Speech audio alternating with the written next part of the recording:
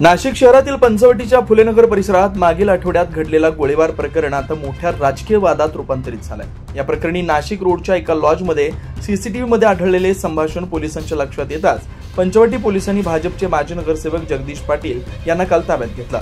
आज त्यांना नाशिक जिल्हा सत्र न्यायालयात हजर केलं असता न्यायालयाने माजी नगरसेवक जगदीश पाटील यांना 5 दिवसांची पोलीस कोठडी सुनावली आहे। गेल्या काही दिवसांपासून नाशिक शहर गुन्हेगारीच्या विळख्यात असल्याचं पाहायला मिळतंय। नांदूर नाका परिसरातील धोत्रे प्रकरण ताजं असताना आता फुलेनगर मधील सागर जाधव गोळीबार प्रकरणात पाटील यांचा सहभाग निष्पन्न झाला आहे। सध्या पंचवटी पोलीस तपास करतायत, मात्र या घटनेनं नाशिक शहरात खळबळ उडाली। जर राजकीय क्षेत्रातूनच गुन्हेगारांना बळ मिळत असेल तर सामान्य नागरिकांचा विश्वास कोणावर राहील असा प्रश्न स्थानिक नागरिकांकडून विचारला जातोय।